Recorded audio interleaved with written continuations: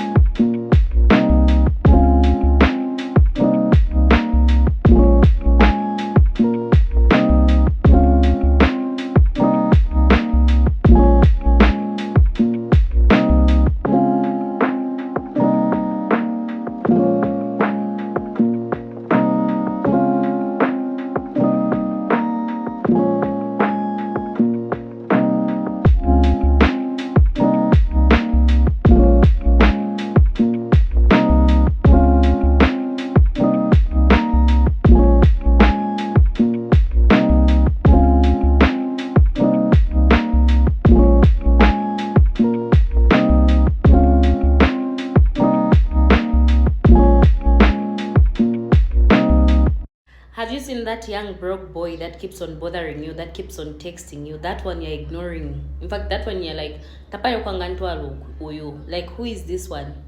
That broke boy who's got potential, that broke boy who is hustling, one day akapisha. One day akapisha, and for you, Baanti, since you want a fast life, 5 years from now, 10 years from now, you look back and be like, can't you boys that got the potential? All I'm trying to tell a young girl out there is that get your own man, you know? These ones that have a vision. There are a lot of young, kind, good guys out there, but because they don't have what you want at this particular moment, you think they are nobody. You think they are nothing. You should learn to ask about Dr. Mjajati. You should learn to ask Abena Simon, Abama lawyers. Ask these men that are doing well today, and they'll tell you their story. They'll tell you to say they started from somewhere. You young boys, you know, you young boys with a vision, one day and then you girls that are dating those young guys, I genuinely love this guy. I want to spend the rest of my life with this guy. I hope and I pray that your man akapishe, because most of us women, we are rushing for older men who have everything, but we're forgetting these young ones. We're all rushing for the ones that have everything. Those ones that have everything, the ones you're rushing to, they started from somewhere. So them advice to say those broke boys that worship your feet, those ones that tell you that you're beautiful, they have a vision, and one day bakapisha. One day bakapisha. But remember, keep on pushing. And if wafoyo mwana gash akukana you're nothing, leave me alone, I want something better, well and good. Stop chasing some of these girls who don't even have a vision in their lives. Stop chasing them. A better girl, a girl that will love you for who you are, is going to come through in your life. Out pushing in by Chwarmendo Mamfaka. But you complain, you only talk about the girls, you only talk about the girls, even you men, I love you. Cheers. All this is you show up, you put the work in, learn. It's not going to be easy, it's going to be fucking hard, because you're wrestling yourself. But once you finally get past yourself and get out of your own fucking way, then you'll really start to learn. And you'll see that you've made it much more harder than it needs to be. Because it's all basically psychological. You're afraid of losing money. You're afraid of being wrong. You're afraid of failing. You're afraid of your fucking spouse or your coworkers or your family members, your friends, to say, I told you it wasn't going to work. It's all a pipe dream. And some of you, deep down inside, listen, folks, listen. Failure is a fucking choice. Setbacks, speed bumps, adversities, that's all part of this, like anything else. Anything worth doing is going to be fucking hard. It's going to cost money. It's going to cost time. It's going to cause you to have to put more effort into this than you ever think anything you've ever done. Weak people don't survive in this industry. You have to be an adult that is an independent thinker that understands there's real risk in this shit. You could lose your ass. And when you have this skill set, you're going to feel exactly what I feel. The Forex world in general gives you a platform where you can make lots of money relatively easy. It's also a world that has no rules whatsoever. So every other element of our life has got some sort of structure, some sort of imposed set of rules and some sort of framework to operate in. You want to trade the stock market, you can do it whenever you like. I could jump on the charts at 3 in the morning if I want to start trading the Asian session. And I can risk as much as I like, no one's going to stop me. I can keep going until all of my money's gone. So what you have to do is impose your own set of rules. Now my rules are, I will only trade between 7 and 9 in the morning, and if I'm available to, only between 1:30 and 3:30 in the afternoon. So that's when Frankfurt opens at 7, London opens at 8, and if a trade hasn't happened in those first 2 hours, that's when the volume in the market, the traders start to slow down a bit and we go into the doldrums midday. Then New York opens at 1:30 our time, and then there's lots of volume hits the market again. So you make money when the prices move. You don't start things and not finish them. You don't quit. There's nothing that comes out of quitting. besides knowing that you didn't finish. We finish everything. You start it, finish it. If you're gonna do it to try and be the best. Not be better than other people, be the best for you. And I don't want to say this, but for the sake of understandability, trading is easy, bro. If you keep it simple, Yes. it will pay you. But and it's like the market makers know that people just don't want to keep things simple. Yeah. We want to complicate things, and everyone is going to make it in life. It just depends on your choices. Okay. You know, especially with being in, like, all traders, we considered in the financial industry. You know, we're dealing with money on a daily basis. You got to make choices that will protect your funds no matter what. So for me, my mindset is pretty simple. Stick to the plan, don't divert from it, and your end goal will be reached. Okay guys, so after looking at this, as you saw, it just froze there. Looks like the broker does not have much history or data on gold. So what I've tried to do, I've restarted the platform. So after restarting the platform, I managed to load data. If you see here, up to March 2021. So I will try to run it from March 2021 to date. So I'm just going to redo that. So select. So you see what this does. It gives you an option to decide what trading mode you want to run this on. Do you want to run it on gold, US30, Nasdaq, or currencies, right? So by default, it will be on currencies. But for today, this week, I'm just quickly going through gold, just to make sure it does what I needed to do for gold, right? So let's try again, see if it will allow us to go back to March 2021. Let's have a look. So this is the best trading advice I've received in years. And at number one, we have my dad. My dad told me that save enough money so that you can have more than enough money when you start trading, because trading is going to require a lot of money. So he told me to save enough money and then sit down and trade and not mix it with other things. Okay, so Lucia's still only coming to November 2024. Okay, that's a bit. Let's see what we can do here. It's not going back to the date we're looking for, so let's just cancel that. Let's go here. See today's date. I can feel.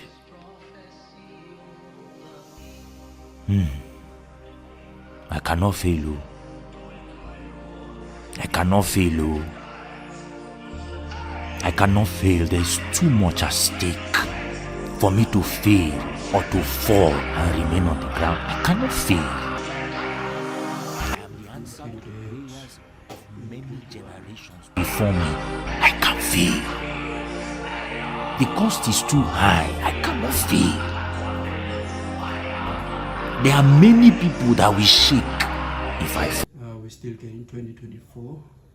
Okay, so I need to find another broker to do the test for gold. That's definitely not allowing us to go to 2021. So let's quickly see here. Okay, let's try like this.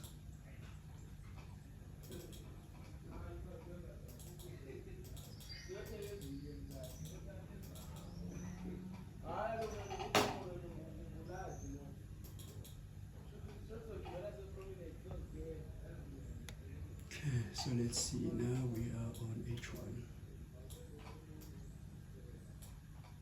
Yeah, let's see. It's not going further. Let's try H4. Okay, looks like H4 might have something here. Yeah, H4 goes too much. Let's try the daily. Okay, that's all we can get from daily, so we cannot use that.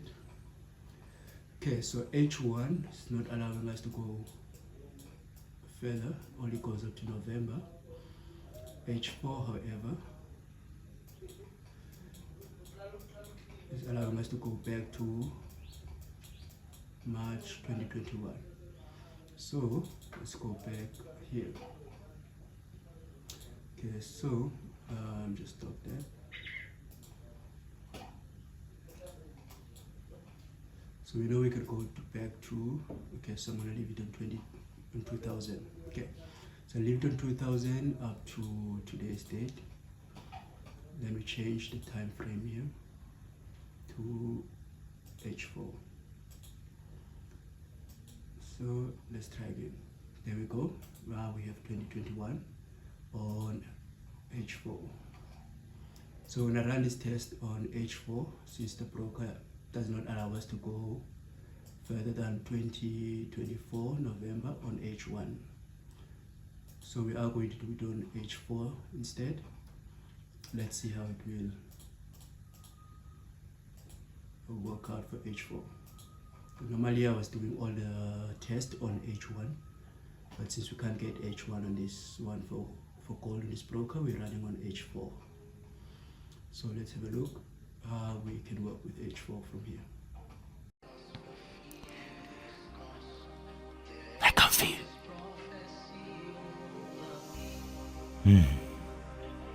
I cannot fail you.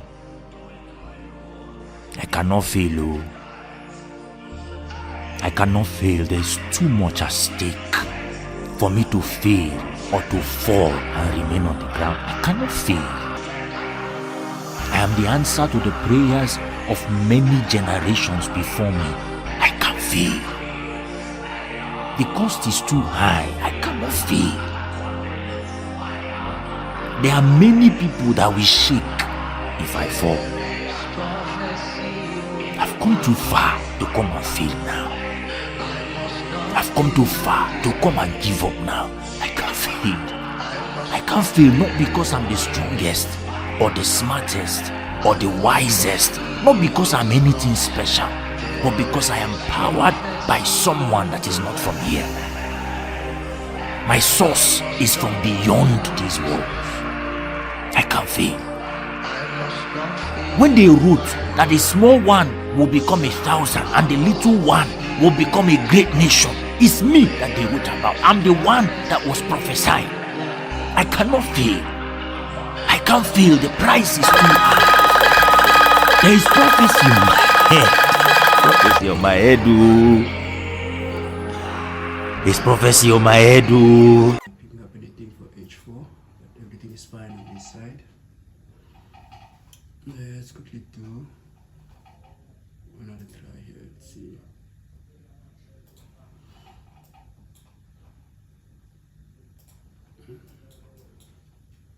Oh, I lost connection. Okay, strange. Still connected. Just see here. Let's go. Remember, only the disciplined ones are free in life. If you are in discipline, you are a slave to your moods. Okay, so see, there's no error message coming back to say the project is not working or it's not picking up. It's just no response at all from the time frame.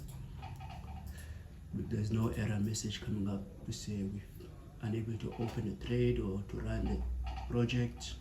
Nothing. So looks like just the broker or whatever's happening here. Let me just quickly. Okay, still lost this connection. Rescan. Yeah, it's connected. Scan that again. Okay, something's happening with the platform because there's no connection, but I'm still connected. So let's do this because we don't have much time for today. So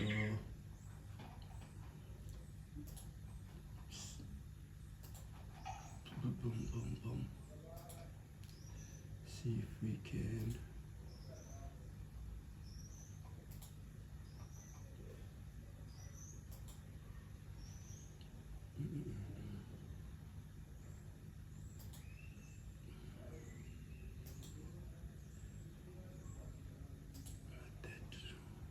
Who's your best friend?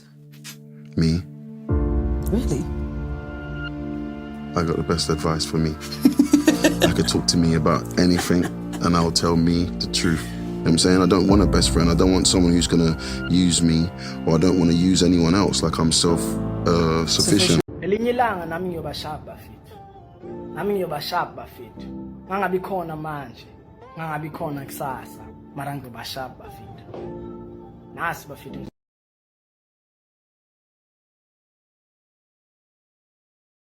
There you go.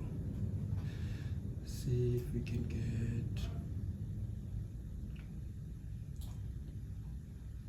something else here.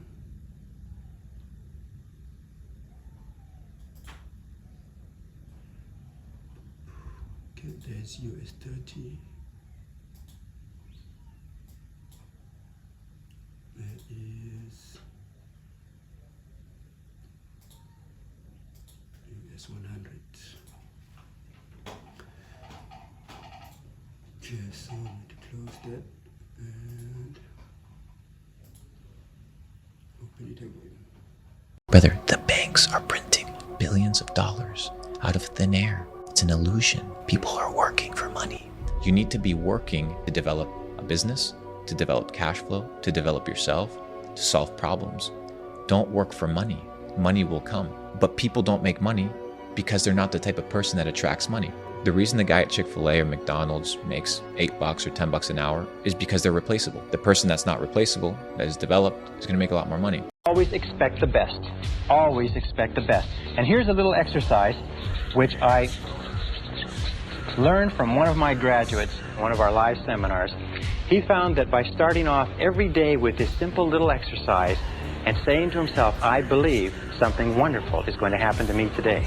I believe something wonderful is going to happen to me today. I believe something wonderful is going to happen to me today. That this little exercise changed his whole attitude, that he went through the whole day with the attitude of somebody with a confident self-expectancy, that everything that happened during the course of the day, he thought, maybe this is something wonderful that's going to happen to me. And you know that if you will do this, if you will say before you go to sleep, I believe something wonderful is going to happen to me tomorrow. And if you'll say when you get up in the morning, I believe something wonderful is going to happen to me today. And if all day long you say, I believe something wonderful is going to happen to me, you'll find that as you go to sleep the next night, and try this today, it's a very powerful exercise. It sounds a little bit corny.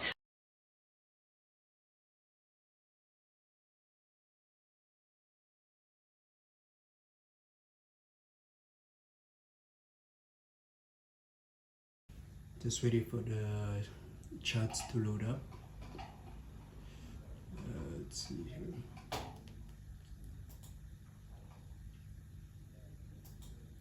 Let's see.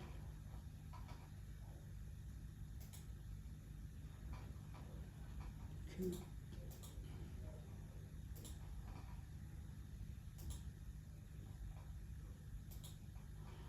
Let's see here.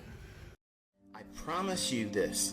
If you give this 3 months of study, serious, sleeves rolled up, diligently going in every single day, back testing and looking at it, and then for at least 2 or 3 more months of forward testing it, 6 months.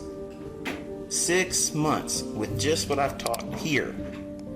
I am confident, I am absolutely confident that you will have found your model.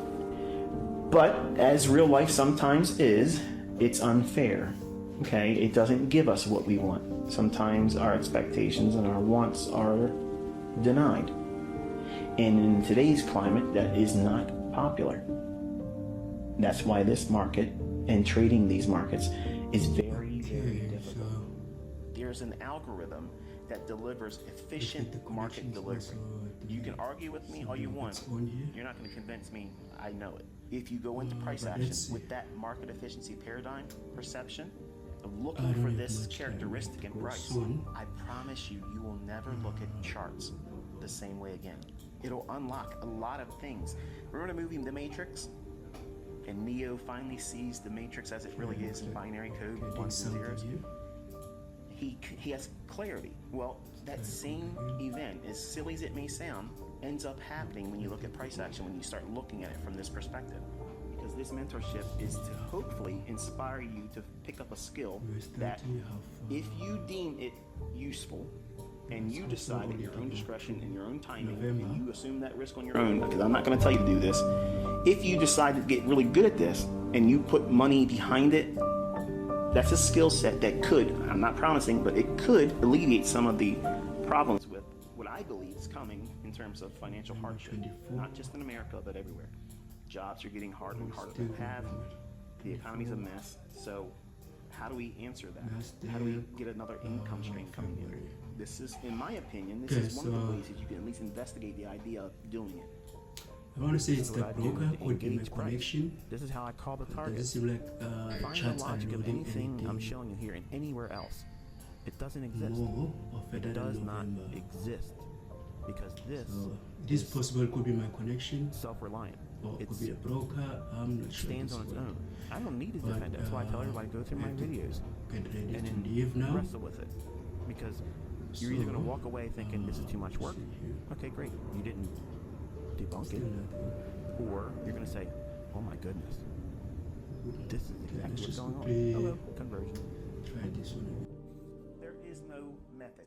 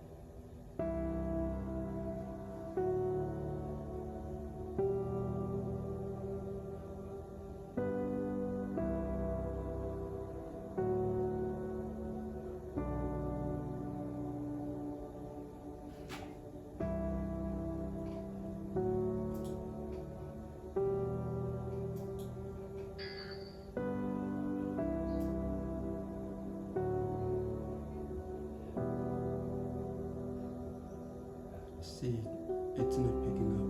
Okay, there we go. So it's not the broker then. I guess I'm in a hurry to leave. Okay, so you see that's all we can do, only from that. Let's just find another page just for the sake of this video. Let's see. Let's try and see how much data it can give us. Still November, but let's see what it will do. So that will be US30. Let's see what can we get. Put it on page 1. Let's see.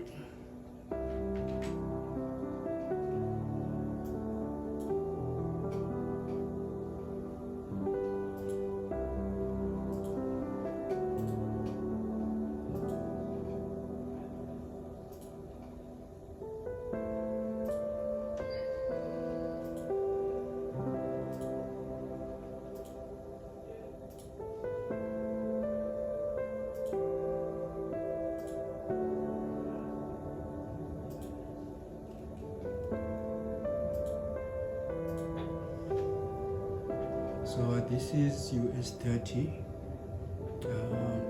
Just gonna leave it on US30 when I get ready to leave. We'll figure out how to go with the gold. Maybe the network will be better tomorrow. We can pull up more data on gold, or we just try to get a different broker and try to test it out using a different broker. But for now, we'll leave it here on US30. Let's see how it will do here. A hustler is anybody that gets up every single day and figures out a way to make good for themselves in this society. Hustler is anybody who has the drive to make something happen for himself. So let's talk about Forex. People who are no Forex money scam, Forex. How do we make money out of Forex? Forex. I don't understand as well. I'm gonna give this example for the first time. Ne? Yeah. Because we learn as we grow. What I know about Forex now was not what I knew back then. Forex works like this. Ne? Ke batho ba go huma ge ke re batho ba go huma ke re le batho ba go tlala yeah ka South Africa ba gona batho ba go huma. I'm referring to people controlling the world, if I may put it that way. Your billionaires, your trillionaires in dollars. So batho bawe, they team up by form something they call liquidity provider. So liquidity provider, it will serve as company. Company loan in a way, okay, but on an international market space that only works with banks and Forex brokers, right?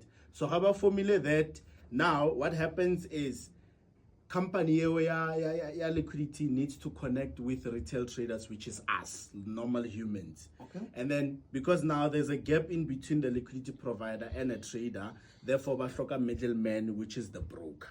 Ne? So if I were to put it in the simplest form, rena di trader re trader go tšea tšhelete ba gumi ba nyaka go re trader or ba tšea tšhelete rena. Okay. That's the simplest way to put it. But remember that it plays a huge role in the financial space beyond what I'm explaining now. You know, I'm just making people understand or tšhelete Forex e tšwa kae, because that's the biggest question. Okay, I want to trade o kry tšhelete but e tšwa kae. Tšhelete, it's from big investors, by longer they don't want to lose, and then Luena you don't want to lose. So it's a battle between traders and the liquidity providers. So that's the information that I also recently found. So working for someone else, it's nonsense, especially nowadays. How many graduates do you know that are sitting at home? You're always blaming the government for everything. You're always blaming the government. Trust me, show me any person who is successful and complains about the government. No one. It's only poor people who complain about the government because they feel like the government have to take them out of poverty. The government will never do that for you, trust me. If you want to leave poverty, you must work hard. You must hustle, Baba. You must hustle.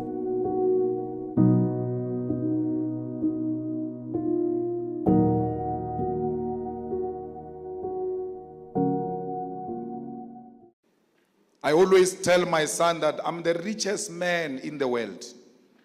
And he says, Dad, what do you mean? I say, I only know my bank balance. I don't know any other person's bank balance. I hear about them, people saying this one is rich. I don't care. Mine, I'm fine. I don't want to know any other person's bank balance. After knowing it, what must I do with it? I don't care who's got which car. After knowing what must happen, I must buy that which my heart desire, not because I compete with someone else. Because competition is what is going to land us into trouble. Pace, move at your own pace, do not compete, be a trendsetter. When you do that, you have no pressure. So your daily time frame and your 4-hour time frame should be your friend, because those are the time frames that are going to help you understand and see whether you're doing something right or something wrong. Now, when you can identify a trend on the daily time frame, it makes it easier for us to understand whether we're buying or selling, guys. Now you can go over to your 1-hour time frame and start scalping, go to your 15-minute time frame and start scalping. Rather you do that, understanding the overall time frame or higher time frame bias, right? Your job as a trader is to take good setups and not focus on money, because money is the byproduct of a good process, and let me show you why. Now, what I want you to understand is the moment you start focusing on money is the moment you start giving in to fear of missing out. It's the moment you start becoming impatient as a trader, and it's the moment you start becoming greedy. Now, in trading, what you need to understand, it's process over outcome. If your sole focus is following your risk management, consistently following your plan, remaining disciplined, and consistently showing up on the charts, the byproduct is going to be money. So shift your focus from money to execution, making sure you follow your plan, and staying disciplined. If you really want Forex to take you from where you are to the next level, you must give your soul, if it has to be, your body, your everything, your commitment, everything into that graph. Trust me, the graph, it's gonna be very difficult at first, but you're going to thank me at the later stage.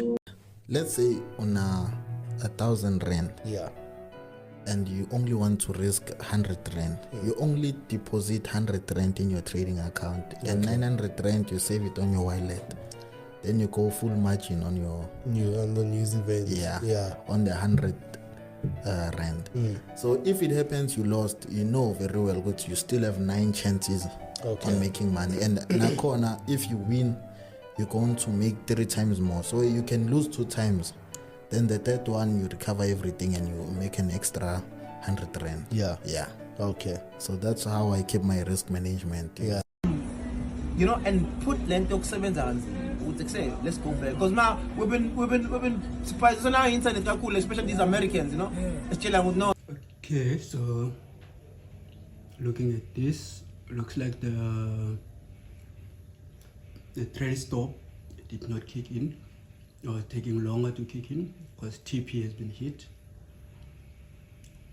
but the trade stop is not moving. So looking at this, I will have to recalculate the trade stop to make sure it doesn't take too long to start securing the trades, because you see, yeah, that's just hitting TP.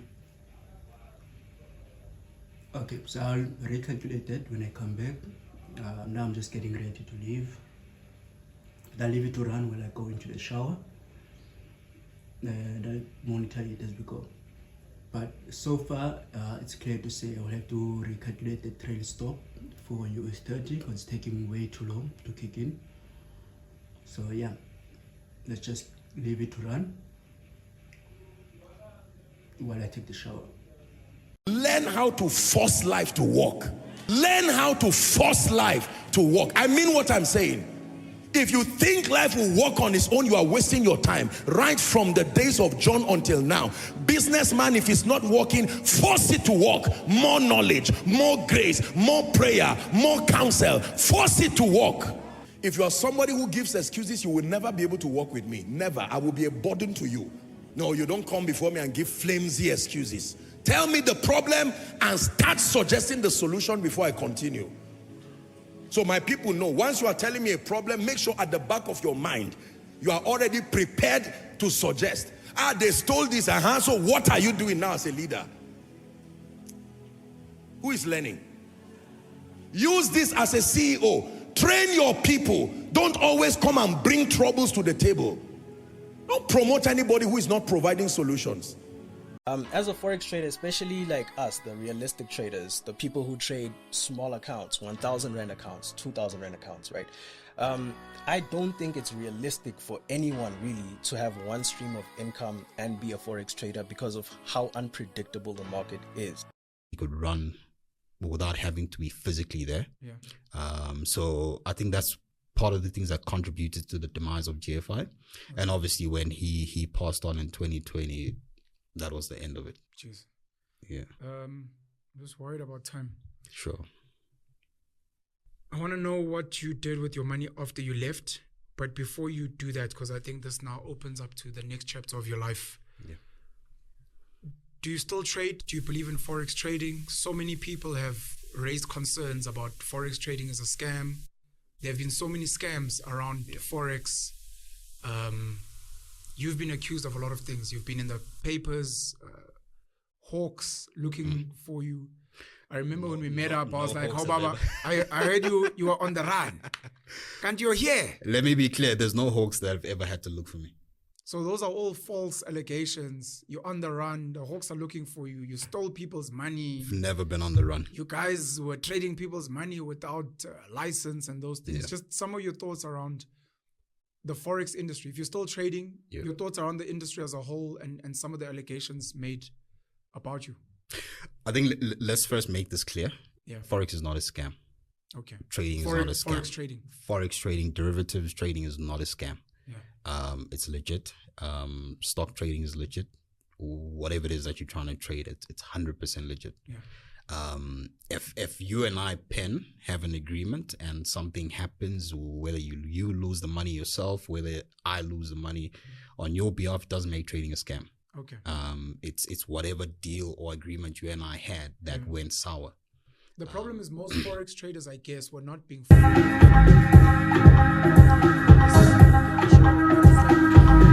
a highly leveraged. The same way you can double, triple your losses and lose it much quicker. Of course. I always use the example of leverage. Yeah. You know, in fact, if you go onto any trading platform, you'll probably see a small disclaimer at the bottom. No, it's very small. So tiny. It's a very small. So the best way to explain leverage and the power of it, which is, I think, one of the things that also contribute to some of the frustrations, the losses, and so forth. Blowing accounts. That's a trigger word for some people. Multi-meta trader, I blew my account. I mean, I've seen $1 million go down in 5 minutes. It was sitting like in this. 5 minutes? Yeah. And there was nothing we could do about it. There was nothing we could do about it. So if leverage, think of it this way, Pen. If I have R1 million and I want to buy a property worth $1 million, that's 1:1. Yeah. There's no leverage there. Yeah. If this property accumulates in value by 20%, I'm making 20% on my initial capital, which is 200K clean. How do I make more money without putting in more money, still using the same $1 million that I have? I apply leverage. How so? I go to a financial institution. I say, listen, guys, I've got $1 million, which is my margin. Can you give me 100 million? That's now a leverage of 1:100. I've got 1. I'm trying to get 100 times my initial capital, which is 100 million. Instead of now, I walk out with 100 million. When I get back into the property space, instead of buying one house worth $1 million, I can now buy 100 houses worth $1 million each. If the property market goes up by 20%, I'm not making 20% on my 1 million, which is the margin. I'm making 20% of the total value of the contract, which is 100 million. And I'm making 20%. That's 20 million rand. Off $1 million. Off $1 million rand. Just by applying leverage, I've made 20 million. Yeah. So that's where things really begin to get a bit interesting. However, what I think we really don't speak about is the fact that leverage is a double-edged sword. Because the same way I can make 20 million, if the market just drops by 5 million, my initial 1 million, which was the margin, is history. It's gone. Now we need to take a moment of silence for all the blown accounts. I traded Forex for like 6 months, but I demo traded for like a year because I thought I had a formula nyana. Yeah. You know, at the time, some of the things I learned were, there's things called an A book and a B book. There's funny ways that certain brokerages play the game. Sometimes you think you're trading in the markets. Those are perceptions. Those things become... Those are perceptions. Those are perceptions. I cannot agree with that. Okay, let me put it this way, ne? No, I know this is getting technical. I'm scared of starting this conversation because it's going to get technical and we're going to deviate. I don't know if we'll have time to speak. Sure. Not today, on another day about the Forex market on its own. Will you allow me that? 100%. But allow me to close this off. Allow me to close this off. Please, the reason why I say it's opinions, yeah. What you're saying is true, 100%. It does exist. But I've heard stories of Nigerians that sit in rooms and the reason why I say it's perceptions is I've met a lot of people who'd say that, and I'll say, spot the difference. You can't spot the difference. I'll give you 2 different brokerage platforms, and I say, show me which is the A book, which is the B book. You can't. At face value, you can't. We'll speak about it. It's technical, and maybe on that day I'll stop asking dumb questions and we can go deep. Yeah. And we can discuss things technically and be like, let's assume everyone has been trading Forex and they understand. 100%. You're still happy with the market? You still trade? Look, I mean, I'll never stop trading my personal capacity. Never. This is like your thing. Never. It's the one thing that like... It's one of those things that I think even in my late adult years, as a grandfather, I'll probably still trade. because this was like your first big hit or your first love. Yeah. Basically, like this was the girl that put me on the map, and I'll always appreciate her. 100%. Your thoughts on cryptocurrencies, blockchain, and where this trading world is moving now, about Bitcoin, about Ethereum, and whatever. Look, I think we are still at the very early stages in terms of trying to understand it. It's the same thing as, when the internet came out.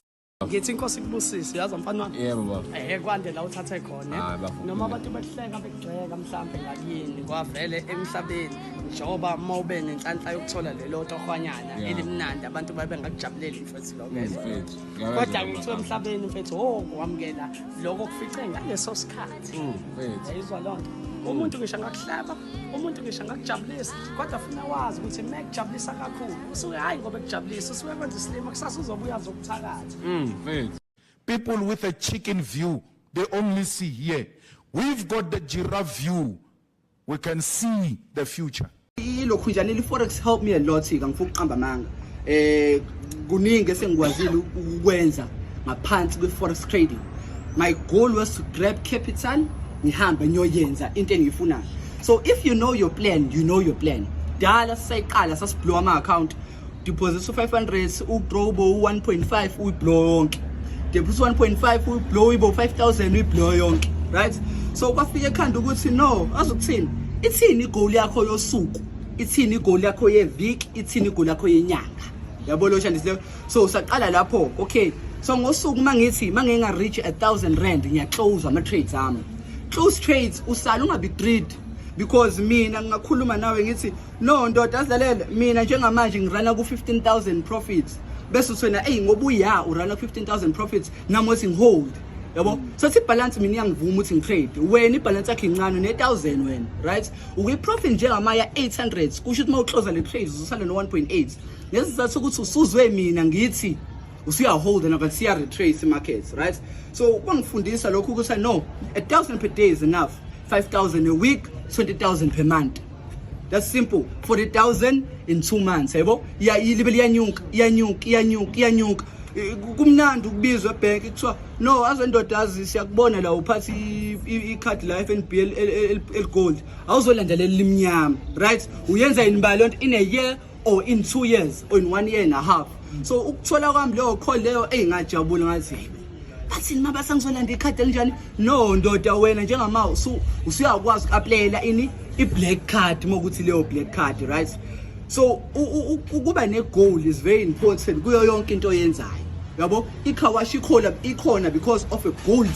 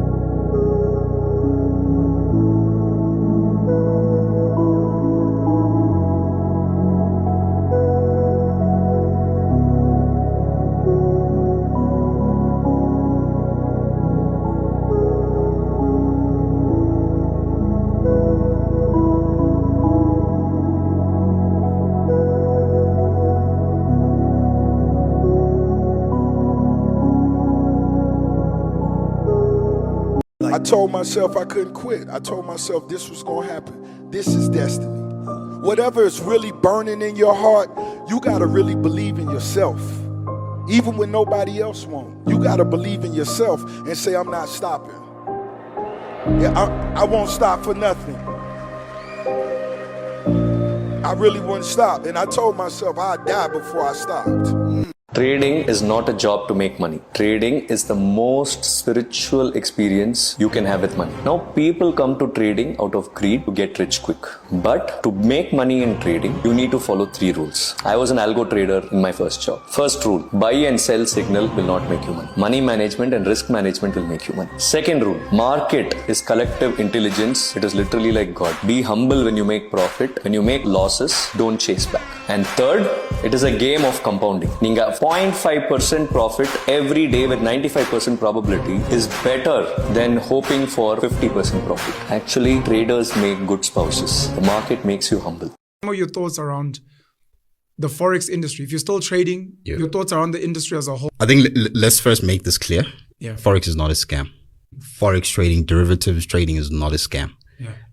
It's legit. Whatever it is that you're trying to trade, it's 100% legit. Yeah. If you and I, Pen, have an agreement and something happens, whether you lose the money yourself, whether I lose the money on your behalf, doesn't make trading a scam. Okay. It's whatever deal or agreement you and I had that went sour. The problem is most Forex traders, I guess, were not being fully upfront. Yeah. About the risks. You're like, yeah, sure, but it's like it's a highly leveraged double market. Triple your money.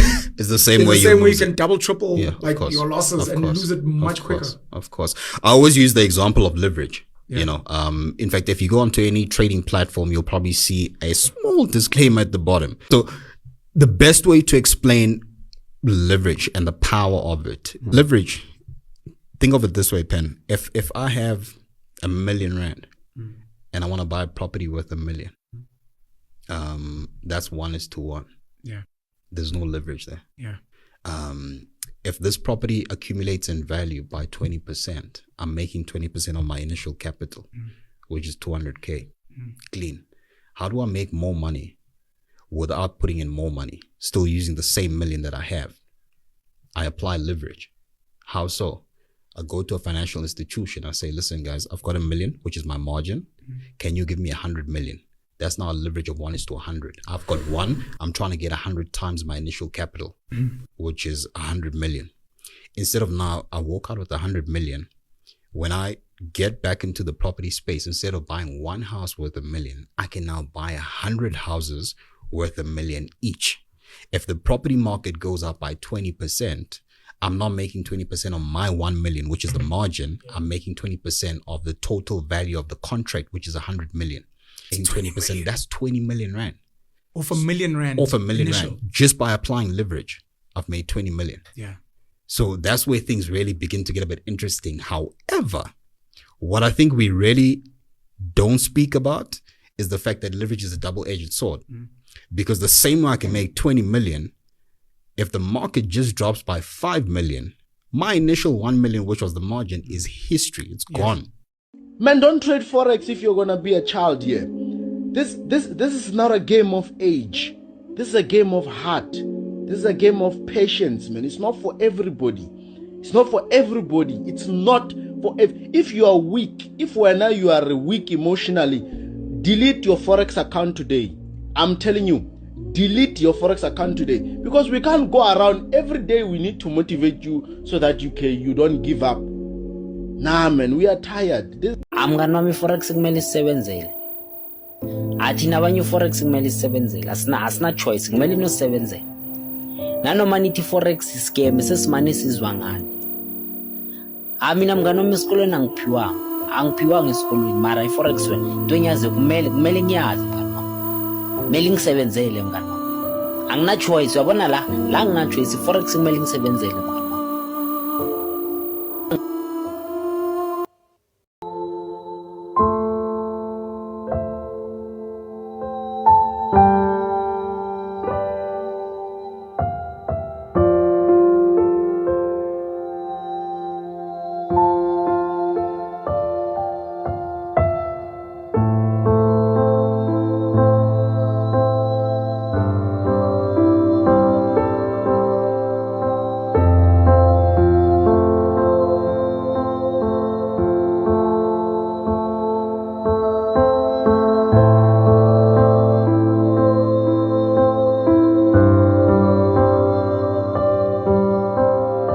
Forex is about financial freedom. Okay. You check. How are you financially free if you're relying on another man to feed you? Because if you're on my signal group, isn't you relying on me to feed you? That's true. How are you financially free? How? Financial freedom is making your own, your way. So I always chase these people, f off the signal group. You can't be here for months. Signal group, you come in for a month, 2 months max. That month or 2 months, you're learning the skill. Understand? And you're confirming your strategy, you're confirming your trades, and then you must branch off and start feeding yourself. You understand? That's how you create generational wealth. I'm currently trading gold. I trade gold one way. It's been over like a year now trading gold. So basically now that I'm trading gold, I had to know what moves gold. Which companies do I need to follow that move gold? And then also I have to also know what's happening also on the dollar. Because remember I trade the XAU USD. So basically knowing the dollar, it means I have to follow what moves the dollar.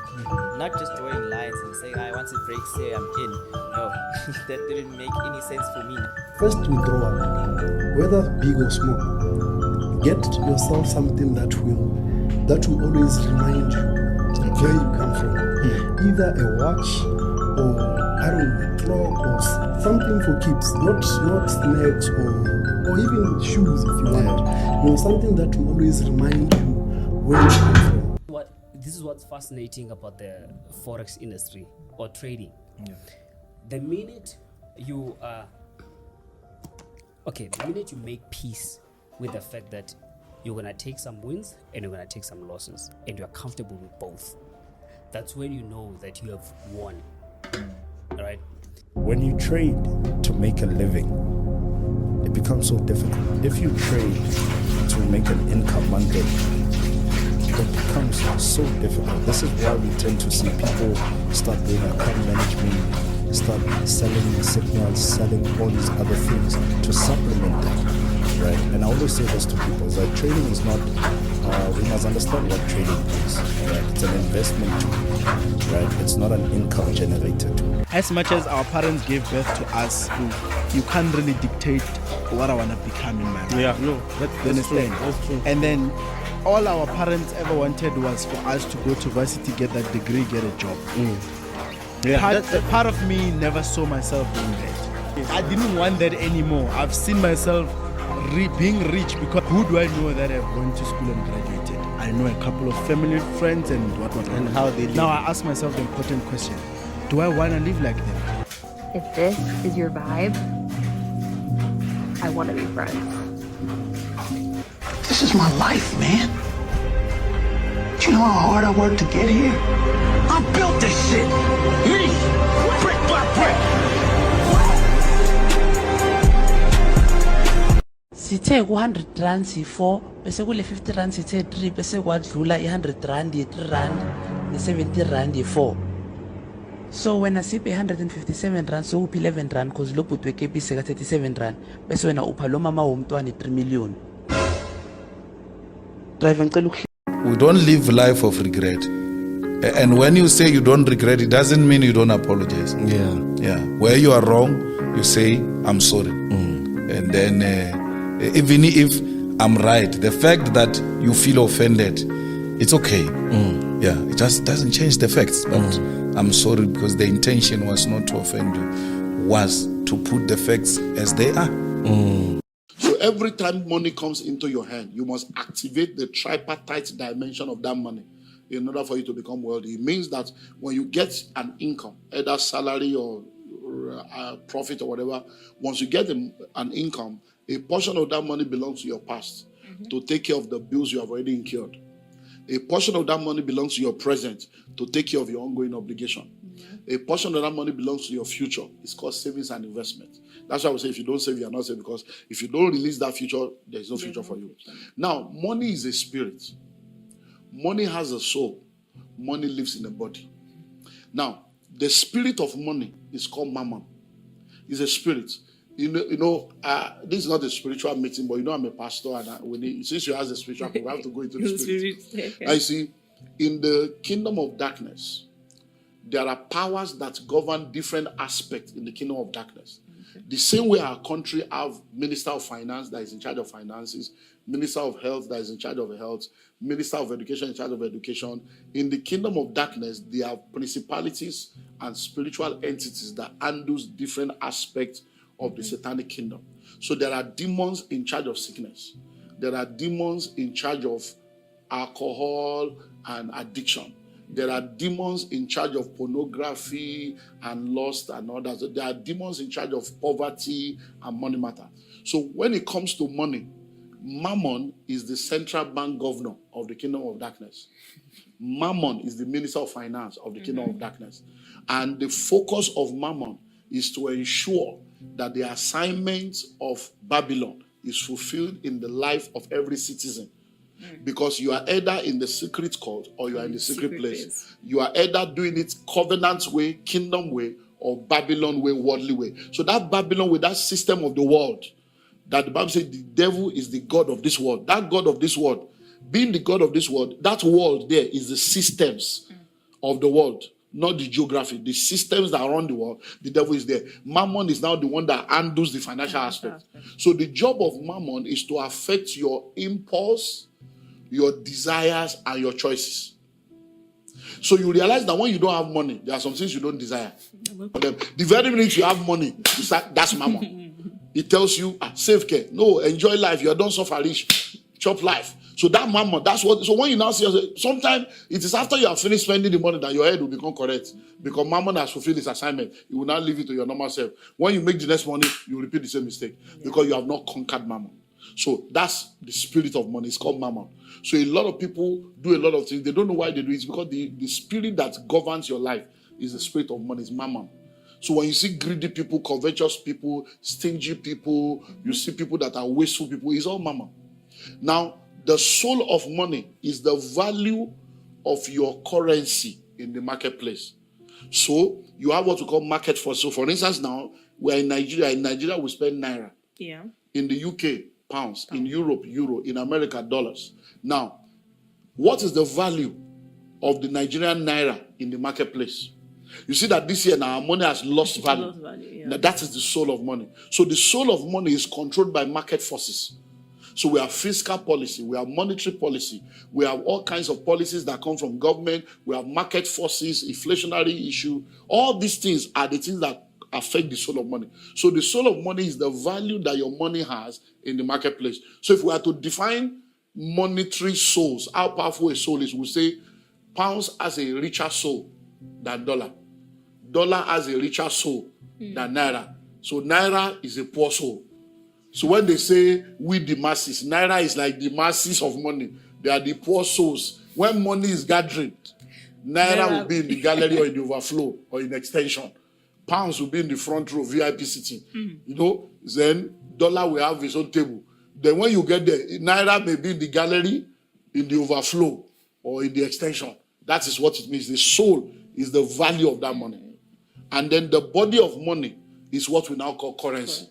So that paper you hold in your hand, that's the body. So bodies are different. Your body is different from my body. If you go to America now, they have Caucasians there.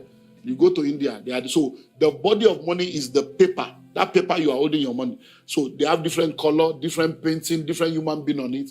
That is the body of money. So when you are holding currency, you are holding the body of money. When you carry that currency to the market, whatever value that currency has in the market compared to other currency is the soul of the money. And then the spirit governing what you do with that currency is the mammon. Wow. So you see how it affects people now. So when people understand how these things work, you will now decide to shift into secret place and shift into covenant. And the way to conquer mammon is giving. That's all. It's very simple. Giving is the only way. Because you see, money is a good servant, but a bad master. Money is a tool for the fulfillment of purpose. So you are not supposed to serve money. Money is supposed to serve you. So what mammon uses to get people is greed and covetousness. So the way to conquer greed, conquer covetousness, and bring down mammon is giving. So when people argue with giving, and I don't have money to give, it's mammon controlling you. Because whatever you have not conquered, you cannot conquer. Whatever you don't give, if you give 1 naira now, it means you have conquered 1 naira. If you give 10,000, it means that you are above 10,000. The day you are able to write 1 million and walk away, you are above 1 million. The day you give 1 billion, you are above 1 billion. So giving is what conquers mammon. But because people don't know, they keep remaining under covetousness and greed, and they realize that they are still in the same cycle. And that's the way it works. Giving, there's no other way. Mammon is conquered by giving. You sacrifice money, you let that money, you let money go to tell money you are my servant. I can drop you anytime. I can use you to fulfill purpose. Then money will say this one we can't conquer him. He will only do what he needs to do. And that's the way it works. Wow. The Billionaires Conclave is a network of high net worth individuals, families and organizations under my mentorship. We are now in 15 countries. You know, I was in Australia months 15. back, and then we have 3 members in Australia that has joined us. So we are now in 15 countries all over the world. So it's not a Nigerian thing. It's a global thing. And the reason why the Billionaires Conclave was set up was because the higher you go, the fewer the people that can speak into your life. As I was growing financially, because I'm a pastor, I'm also a businessman, I have a lot of mentors spiritually in the church setting.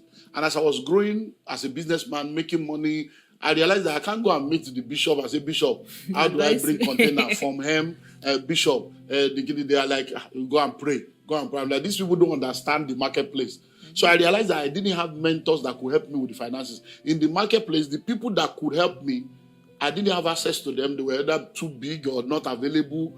And it's like, so I'm just here now, nobody. So what I did was, I realized, because what I normally do with my life is I just want to make a difference. Anything, if I fail in a place, I don't want people to fail. When I struggle in a place, I don't want people to struggle. I say, okay, if I'm going through this, there may be a lot of younger people making money that need direction. Oh. So that's why I said, let me gather people and begin to, so that I can be available to them to help them. So when we now wanted to get the name, we're now like, okay, what name? If we call it Millionaires Group. Millionaire, how much is it? If you have 1 million, it's not even up to how much dollars. Yeah. If you say billionaire, okay, billionaire, even 1 billion, how much is that in dollars? And all those. So it's okay, let's call it where we are planning to go. Even if people come, they are not billionaires. At least we will become billionaires one day. So that is how we now say, okay, the Billionaires Group, the Billionaires Team, the Billionaires Network, we're running through name. I just said, no, we need a name that can shake things. Controversy. You know, that can just cause something. Shake everywhere. So, and now, you know, and they were doing this new pope. You know, this new pope that is there now, you know, they were doing, and when the Catholic are doing this pope something, the conclave are the people that will go into the room. They are the ones that will vote, and they will now gather out the vote and put, and then the smoke will now come out. So those people in the outer court, they don't know. They are waiting for, when they see the smoke that is there, they say, they never choose pope. When they say, everybody will clap. So that means there are some people that should be in the room deciding what others see and what happens in the marketplace. So I just carry that name as a conclave. So I went to check the meaning of conclave, and I saw that, yes, now we are the one that run things. So when I say the Billionaires Conclave, that means when you join us, you are going to become a part of those that decide what happens in the marketplace. You are going to become a major stakeholder in the marketplace or in the industry where you function. So what has now happened is, when people come, there are things we do in the conclave that people that are not members of the conclave don't know. And because I always say you are either in the secret court or you are in the secret place, then I say, hey, this secret place thing that these guys are talking, the secret court. I say they have their own secret. Oh, yes, we do. Everybody is using something. Just be sure that what you are using is the right one. Because if you are not using something, somebody is using something against you. So yes, we are the conclave. We are a secret place of the Most High God. We are using secret. We are kingdom people. We use kingdom and covenant secrets. That if we tell you, you won't believe. So if we say, come and tithe now, you will argue. Pay first fruit, you say you don't believe. Come and fast, you say it's not by fasting. Come and pray. You say, so that's it. But we know what we are using. And I can give you testimonies upon testimonies of our. So when people now come and they say, I know that guy now, within 2-3 years, the guy don't blow. They say, people like say, I mean, they cut soap. No, we are cutting more than so. We are cutting destiny for you. So we are not a secret cult. We are a secret place. And when you come, let me just give you 3 testimonies, just to let you know the kind of things that happens. So we have a meeting one day. And in most of our meetings, we share a lot of covenant secret of taking over in the marketplace. Things we cannot share openly to everybody except you are inside. So, and we do anointing service, we do communion service, we do mantle, we do talit, we do all kinds. So we did a mantle service where people came in. After we have taught, we then went into prayers and went to the secret place and conjured some things. And then I challenged them to sow a seed. Which is what is it? How can you be a business person? You come, they say make you. Now listen, you came for a program that you paid for, and they are still telling you to give again. You won't understand it because it's like all these people. Because that is why you are not there. When you are there, there are many things. So because look in this world though, so there are people that came and it's okay. They connect. So I gave them mantle. If you don't know mantle, when you join us, so I gave them a mantle. I said go. the presence of the Lord goes with you. This guy came from Port Harcourt. He has an estate, and the land has not been selling. He has written proposal to different people, and it's as if nothing was working. He left from airport straight to the estate, and he carried the mantle and put it on the ground in the estate. He said, I am just coming from Lagos. That Pastor Lumide Emmanuel said that this thing carries glory, that the glory of God will take over. Lord, prove yourself. And he prayed and carried it in. He has not gotten into his car. His phone rang. Wow.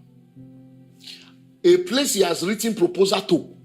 This is something that happened within 5 minutes. I mean, from boot to car. Say, so is that that proposal? Is the land still available? We are inviting you for a meeting. Before he got to his office, he got another call again. Hey, I saw an advert. What has happened? The siege is over. There was a covering over the land. When the glory of God came, darkness disappeared, because when power jam power, the lesser power must power. Yes, that's an example, just one. Another person came for a meeting, and she said, people were giving testimonies. She said, why is it that all the people giving testimonies, they are all men? There are no women. I said, well, the reason why they are all men is because it's men that are joining us, and it's men that are willing to become rich. That if you want to become rich, you can become the first woman that will become rich. And she said, I want to be a billionaire. I want to be one of them. I want to be seeing billion. Oh. And then I said, no problem. And I stretched forth my hands towards her. I said, but yeah, she desires it. Other women said, me too, me too, me too. But I said, well, connect. And I told her, from today, a shift in your destiny. Today, she's doing billions. She has testified by herself. I don't want to mention her name. That's number 2. Number 3, we did a meeting again, one of our executive meetings. And I was led that this one, we should take communion so that blood will flow. So we took communion. And I prayed for them. Now, immediately we finished, one of the ladies came to me and said, I don't know that when I ate that communion, it's as if something moved in my body. It's as if I have land somewhere. I'm just thinking that. I said, go and come. Why will you have land? You will not know you have land. Do you know she has 15 acres that she bought somewhere? Or is it 15 or 30? One massive land that she bought, and she has forgot acres of land.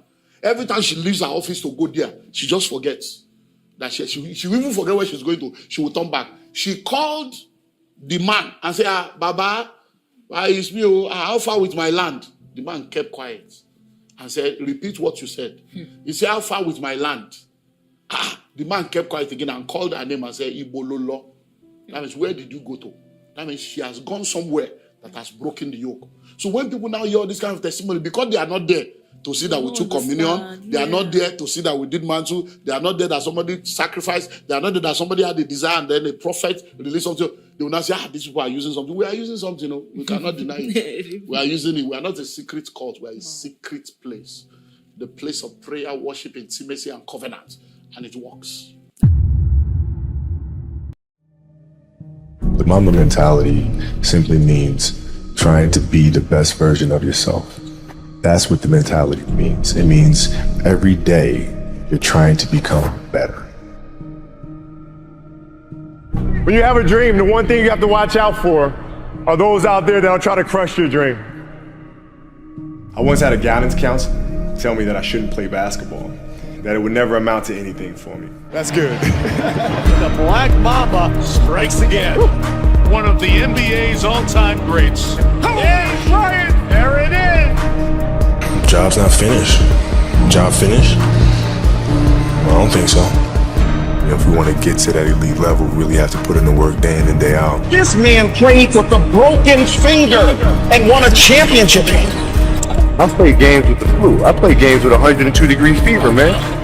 Bryant has not sat tonight. He is literally on his last leg right now. When the game is more important than the injury itself, you don't feel that damn injury. Every time I step on a basketball court, I'm going to put a strong effort out there on the floor. I'm not going to leave anything on the floor. Mental toughness that you need to get in there and get the job done. Are you getting better every single day? That's the question. The key factor for me wasn't whether or not I was ready. It was the fact that if I wasn't ready, I was determined to figure out how to get ready. At the end of every day, you look yourself in the mirror and you ask yourself, did I get better today? So I challenge you to have your dream, go after it with all you have, and be legendary in your own right. My name is Kobe Bryant. Don't you ever forget it. It's a great feeling to know that you set a goal and you were able to reach that goal and to knock it down. Those times when you get up early and you work hard. Those times when you stay up late and you work hard. Those times when you don't feel like working, you're too tired, you don't want to push yourself, but you do it anyway. That is actually the dream. That's the dream. It's not the destination, it's the journey. And if you guys can understand that, then what you'll see happen is that you won't accomplish your dreams. Your dreams won't come true. Something greater will. It's an amazing thing about passion. If you love something, if you have a strong passion for something, you would go to the extreme to try to understand or try to get it. Whatever you have a love for, if you have to walk, you would go get it. If you have to beg someone, you would go get it. I don't think you guys understand how present you guys were with me. You know, you guys were there with me at 5:30 in the morning when I was running the track and I was midway through my workout. And I didn't know if I could make it through. And I thought about the expectations you guys had for me and you had for our team. And it pushed me through. It got me through those 800s and 400s and 100s at 5:30 in the morning. So I thank you. We're not on this stage just because of talent or ability. We're up here because of 4 a.m. We're up here because of 2-a-days or 5-a-days. We're up here because we had a dream and let nothing stand in our way. If anything tried to bring us down, we used it to make us strong. We were never satisfied, never finished, will never be retired. My high school English teacher, Mr. Fisk, he had this beautiful quote, and it read, "Rest at the end, not in the middle." And I took that to heart. I believe there's time for resting at the end, but for me, that time is not now. Thank you for this tremendous honor in acknowledging my basketball career, but I'm far from done. My next dream is to be honored one day for inspiring the next generation of athletes to have a dream, sacrifice for it, and never ever rest in the middle. Rest at the end, not in the middle. Be yourself. That's it. Be you. Be you. There's no gimmick. You don't have to contrive anything. Who are you? Where are you today? What is your story? Where does that come from? And if you guys can understand that, then I'm doing my job as a father. Thank you guys so much. I love you. Mamba out.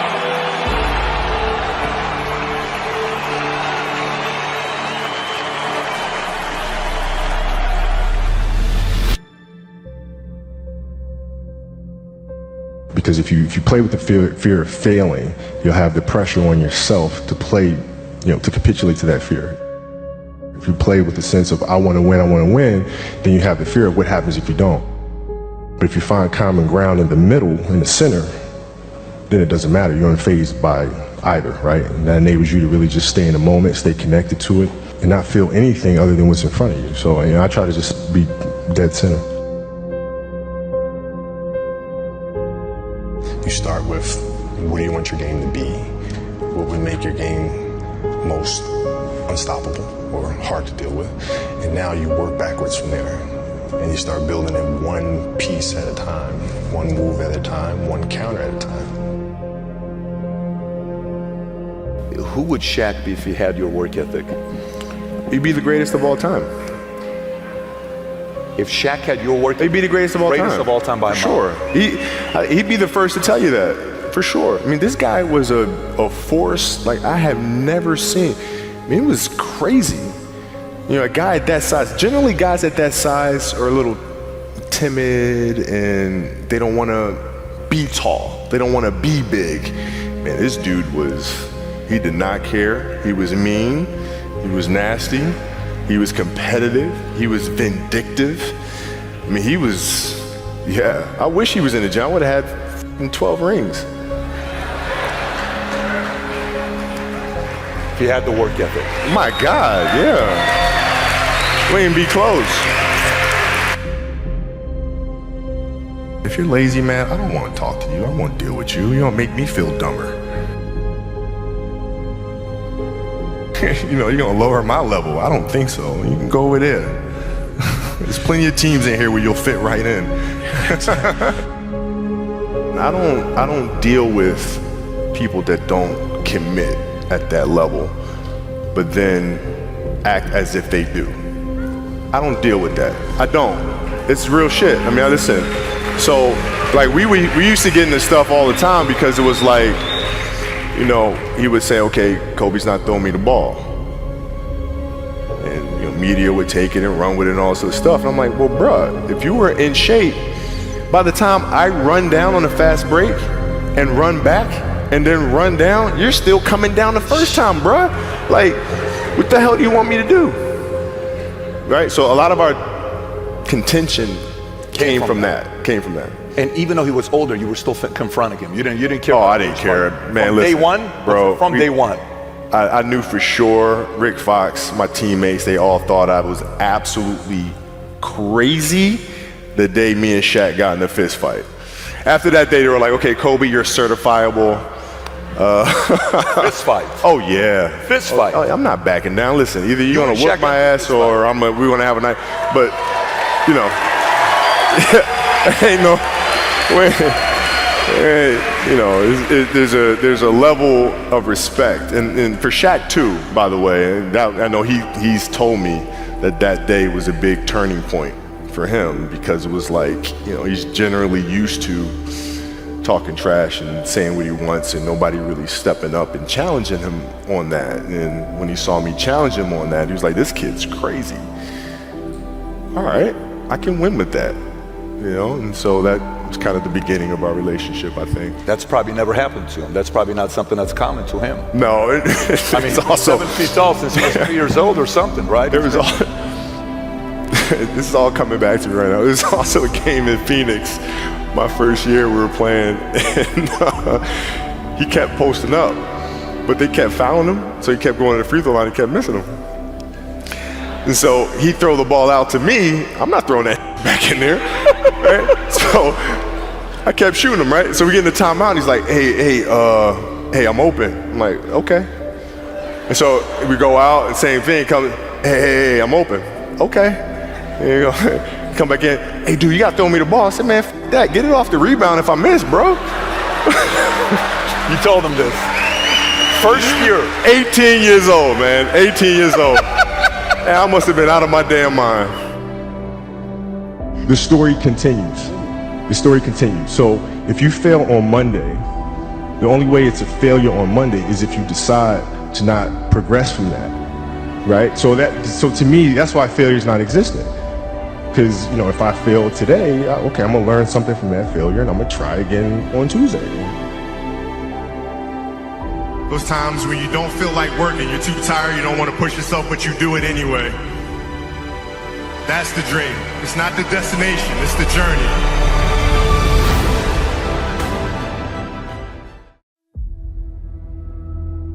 The day could be today that your career is over. Now what do you do? I said, I better get to work. Rest at the end, not in the middle. And that's something I always live by. I'm not gonna rest, I'm gonna keep on pushing now. There are a lot of answers that I don't have, even questions that I don't have. But I'm just gonna keep going. I'm just gonna keep going, and I'll figure these things out as we go, right? And you just continue to build that way. So I try to live by that all the time. Have a dream, sacrifice for it, and never ever rest in the middle. And I came into the NBA, I was like, man, these dudes really don't work that hard. One of the things I would do is while everybody would be at the cafeteria work, you know, eating and doing all sorts of stuff, I just go back to the job. How can I show you that, no, I have the edge? Well, you do it through training, right? So when I get up in the morning, my daughter goes with me. 4 a.m.? 4 a.m. My 15-year-old goes with me. She goes with me before school, and it becomes a daddy-daughter thing. That's cool. Through that process, she understands the value of hard work. And so it's through those behaviors is where I find the motivation to do it. I think the definition of greatness is to inspire the people next to you. I think that's what greatness is or should be. It's not something that lives and dies with one person. It's how can you inspire a person to then in turn inspire another person that then inspires another person. And that's how you create something that I think lasts forever. It's not sit around and it's all happy-go-lucky type of thing. Your leader, your job is to get the best out of it. Got to deal with it, face it, learn from it. It's exciting when you win, it's exciting when you lose, because the process should be exactly the same. But the hardest thing is to face that stuff. But what if today is the day that's it? Now what do you do?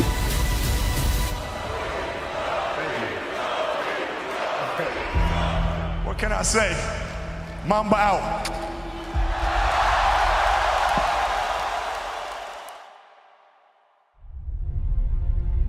My parents were great. Growing up, they instilled in me the importance of imagination, of curiosity, and understanding that, okay, if you want to accomplish something, I'm not just going to sit here and say, yes, you can do whatever you want. Yes, you can, but you have to also put in the work to get there, right? So they taught me that at a really early age, man.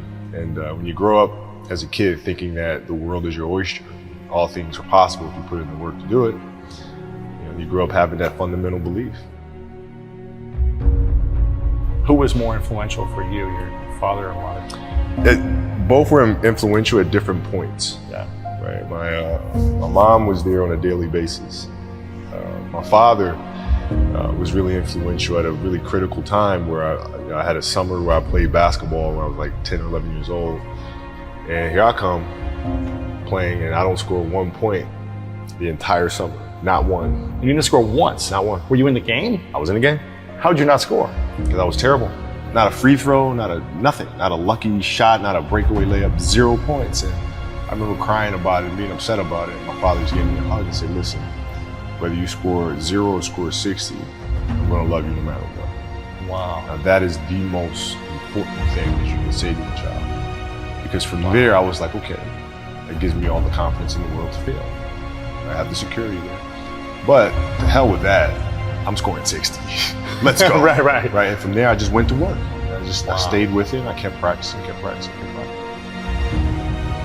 I think that's when the idea of understanding a long-term view became important. Because I wasn't going to catch these kids in a week. I wasn't going to catch them in a year. Right? So that's when I sat down and said, okay, this is going to take some thought. Right? What do I want to work on first? All right, shooting. All right, let's knock this out. Let's focus on this. Half a year, 6 months, do nothing but shoot. All right, after that, all right, creating your own shot. You focus. So I started creating a menu of things. When I came back the next summer, I was a little bit better. And then 14 came around, back half of 13, 14 years old, and then I was just killing everyone. And it happened in 2 years, and I wasn't expecting it to happen in 2 years, but it did, because what I had to do was work on the basics and the fundamentals. But they relied on their athleticism and their natural ability. And because I stick to the fundamentals, it just caught up to me. And then my body, my knees stopped hurting, I grew into my frame. And then your athleticism, once you have the fundamentals, the hard work, the mindset, and you tack on the athleticism, it's game over. Then it was game over. Wow.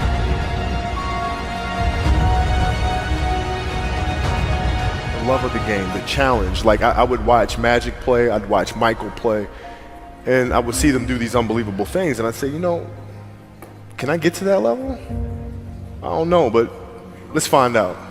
And so that curiosity to see where I could push this thing led me down that path, I think. With the 13th pick in the 1996 NBA Draft, the Charlotte Hornets select Kobe Bryant from Lower Merion High School in Pennsylvania. Greatness lies ahead for this young man. Well, I learned that you have to work hard and you have to approach the game with a serious mindset. There was a stretch in 03 where Shaq was out with an injury. And Phil called me up to his office and said, okay, we need you to really turn on the afterburners and start scoring the ball if we have to win. So I did, and I wound up scoring, I think it was 9 straight games for 40 plus points. 9 straight? 9 straight games. And then Shaq comes back, his second to last game of that. And And then Phil calls me into his office and says, Cole, okay, I need you to dial it back. I'm like, why? Like, we're winning. I don't understand. It's because our goal is to win a championship. But if you continue to do this, we'll lose Shaq. We'll lose him. His motivation, his excitement. What triggers him, right? So I need you to pull back so we can pull Shaq forward for June. Wow. I mean, that was the big challenge, is you move from, being the single dominant player to understanding, okay, I have to help these other guys. How do I lift everyone else up? It's tough. It's more like you put yourself to the side and you put yourself in their shoes and understand what they're feeling. And then you have to make certain decisions of, okay, what buttons do I need to push for this player to get them to the next level? So it's not sit around and it's all happy-go-lucky time. The leader, your job is to get the best out of them, even if they may not like it at that time. He was very demanding because he expected everyone to put in the same effort as he was, and that was unrealistic. You're not behind me, you're not in front of me, you're right there parallel with me. Practice was very competitive right away. You know how Kobe is. We was jawing, we had it going sometimes. He didn't let me slip a lot. Times where I get ejected or about to get a technical foul or going off the deep end, he would be there to, set me straight a lot, which helped me out a lot. So we get in the timeout, and he's like, hey, I'm open. I'm like, okay. And so we go out and same thing, hey, I'm open. Okay. And, come back in, hey dude, you gotta throw me the ball. I said, man, fuck that. Get it off the rebound if I miss, bro. Listen, I don't deal with people that don't commit at that level, but then act as if they do. The running joke, or he doesn't pass and all sort of crap. I mean, that's okay, but I'll take those 5 rings. I'll take 5 of them. Best in the game, the best closer, finisher, Kobe Bryant. You really want me on the team. What's your approach to recruitment?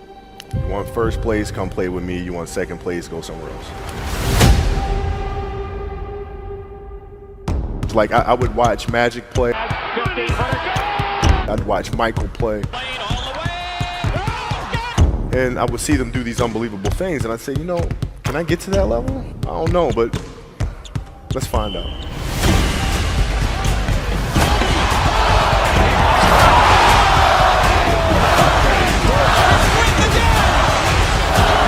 That's why he's the best player in the game.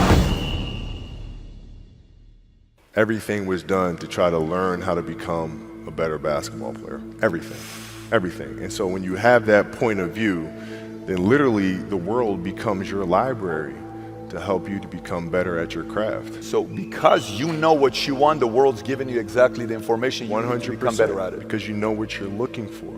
So many guys tell stories about your work ethic. Yeah. What was really your work ethic like, and for how long did you stay disciplined?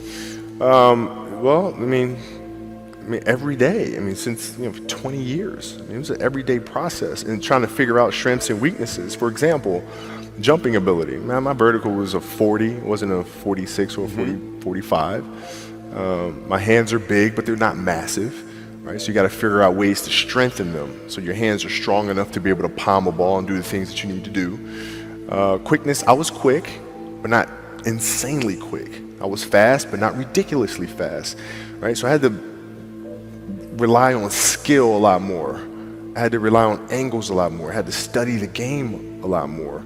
And but I enjoyed it though. So like from the time I can remember when I started watching the game, I studied the game and it just never changed. It's a good separation for me, emotionally, to be able to put myself in a place where at practice or when I'm training or during games, I switch my mind to something else. I switch my mode into something else, right? For me, it's the equivalent of Maximus, Decimus Meridius, and Gladiator picking up the dirt, smelling the dirt. It's go time, right? So that was my mental switch. It was like an actor getting ready for a film. You got to put yourself in that cage. When you're in that cage, you are that character. And then when you leave there, it's something completely different. But when I'm in that cage, bro, don't touch me, don't talk to me. Just leave me alone. How did you get mentally and emotionally so strong where it doesn't bother you? Well, you know, you got to look at the reality of the situation. You know, like for me, it's not, you know, you kind of got to get over yourself. Like, it's not about you, man. Like, oh, okay, you feel embarrassed. You're not that important. Like, get over yourself. That's where you go. Get over yourself, right? Like you're worried about how people may perceive you, and like you're walking around and it's embarrassing because you shot 5 air balls. Get over yourself, right? And then after that, it's okay, well, why did those air balls happen? Got it. High school, year before, we played 35 games, max, right? Week in between, spaced out, plenty of time to rest. In the NBA, it's back to back to back to back to back to back to back. I didn't have the legs. So you look at the shot, every shot was online. Every shot was online, but every shot was short. Right? I gotta get stronger. I gotta train differently. The weight training program that I'm doing, I gotta tailor it for an 82-game season so that when the playoffs come around, my legs are stronger and that ball gets there. So I look at it with rationale and say, okay, well, the reason why I shot air balls is because my legs aren't there. I go, well, next year they'll be there. That was it. Done. Done. Were there some names that you looked at and says, these 3 guys are as crazy as I am? I at the time, I deal with what I've referred to as Goat Mountain. I went to Goat Mountain and I talked to Magic, Michael, Bird, Hakeem Olajuwon, Jerry West, Oscar Robinson, Bill Russell. You know, so I would talk to them. What did you do? What were your experiences? Michael in particular, he's become my big brother. He's been my big brother since I first came in the league. And what was that process like? So I went to them and started understanding the ins and outs of the game and, you know, how they approach things and their level of detail and obsessiveness. And that's what I did. The players that had that passion but weren't willing to commit their entire lives to doing that, right? It's a choice, right? You have other things, you have family, you have all these other things that you have to do. The game can't really be your #1 priority. And so I was just looking at that like, man, this is gonna be fun. If I'm buddies with you from high school, if I'm a cousin of yours, what happened to our relationship? How did that gravitate when you went into the league and you're determined to become the greatest, or you're determined to become one of the greatest? What happens to our relationship? Oh, it suffers. It does suffer. Oh yeah. Okay. Yeah. And you understood that. You were okay with that. Well, yeah. And the people that love you, like friends and family, like they know that about you. Got it. So they let you be you. And when you reconvene, you know, you pick back up where you left off. But make no mistake about it, everything in between is lost. Right? So those long-term relationships, the commitment of time of, taking vacation. Like I see a lot of players take vacations with other players that are close friends. And they'll just take vacations just to take vacations, or just hang out just to hang out. Like I never did that. Why not though? Why didn't you do that? Well, because when I retire, I didn't want to have to say, I wish I would have done more. I don't want that. You know, I don't want that. You know, you got a lot of people paying their hard-earned money to come watch you perform. Perform. It's your job to be in shape. It's your job to be strong enough to perform at that level every single night. And as a competitor, I'm not ducking shit. Like it's not, oh my God, my back hurts, I'm sore. We got to play Vince Carter and Toronto Raptors tonight. We actually had this happen. We had a game against Toronto in 2000, and Vince was tearing the league up. My back was jacked. But like the perception of that, like what? Kobe's missing the game against Toronto and Vince Carter because my back was really spasming. But people will be like, what? Oh, he's ducking Vince. Excuse me? No, I don't think so. So I would be in the layup line like, okay, there's a lot of days where, you know, you can rest and recover. Today ain't one of them. Your back can bother you any other day. That shit ain't bothering me today. He gonna have to see me today. Yeah. Oh, man. Yeah. If you're looking at a big investments you got to make, what is the decision-making process there? Do you call? Is there first you do your own research? You take this much time. You call an advisor. Is there a system you follow? It's pretty simple for me. It's do you understand the business? Is it a business that you can help in some form or fashion? What are the barriers of entry to that business? And then the entrepreneurs themselves, the company itself, right? Do they have a culture that you believe is sustainable? Are these leaders people that you believe in? Are they people that are obsessives? And in turn, have they created a culture of obsessiveness? So I tend to look at those 4 factors, and that's it. That's big right there, by the way. I don't know if you guys caught that right there. That's pretty massive right there. Same determination. What's your current work schedule look like today? It's different because I personally am not writing every word of the novels. I am not animating the films. What I have to do now is make sure that the people that we bring in, these obsessives that we bring in, are challenging themselves to do the best job that they think they can do. That's what I'm there for, is for them to constantly look in the mirror and self-assess and challenge themselves. If we have a project and you're saying, okay, I can do that, that's not the project we want. The projects that say, I don't know if I can animate that. I don't know how to write that story. I don't know how to do that. Those are the things we want, because through that curiosity, you'll reach a level that you didn't think was possible. And so running the studio, that's what I'm doing.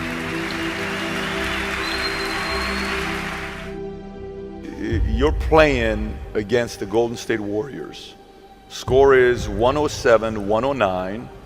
You guys are close to getting into the playoffs. You know exactly what happens in the game. You go up, you're about to take your shot, and then all of a sudden, boom, Achilles happens, right? He went and hit the free throws, and then you walked off the stage. Yeah. And you got the surgery done. I went in the trainer's room, my kids are in there, and they're looking at you and stuff, and I'm looking at them, and I'm like, it's all right, Dad's gonna be all right. It'll be fine. It'll be all right. It'll be all right. It'll be all right. As a parent, you gotta set the example. You gotta set the example. This is another obstacle. This obstacle cannot define me. It's not gonna cripple me. It's not gonna be responsible for me stepping away for the game that I love. I'm gonna step away on my own terms. And that's when the decision was made that, you know what, I'm doing it. I'm doing it. You're a freaking beast,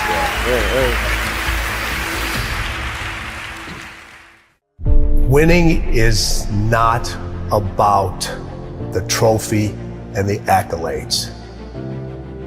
It's about the grind. It's about the obstacles. It's about the challenges. It's about the pain. The reason I know so much about winning is because I've had to deal with so much losing. Everybody wants to win, but in order to know how to win, you gotta know how to lose, because you're gonna lose more than you're gonna win. But what do you gain from it? Guess I'm too late. The washing line outside is already full. So, yeah, I guess I have to find another plane, because I'm already late. So I'm just gonna leave this here.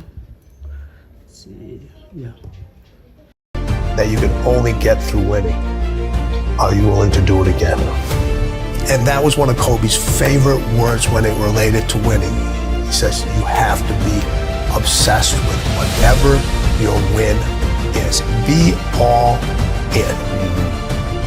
3 greatest lessons I learned from Michael: competing, accountability, and then winning at all levels. Winning at all levels, what does that mean? You just don't win in one arena. You win in your sports, you win in business, you win in your personal life. Other people win because you win. It isn't just about you. It's about being able to pull the team and show them what it feels like to win. And this isn't about playing basketball like Michael Jordan did, like the late, great Kobe Bryant, Dwayne Wade. This is about having the mindset to win. When you fail, your feelings give you excuses. Your mind makes you more resilient. You look at when Kobe, his first playoff series, he had this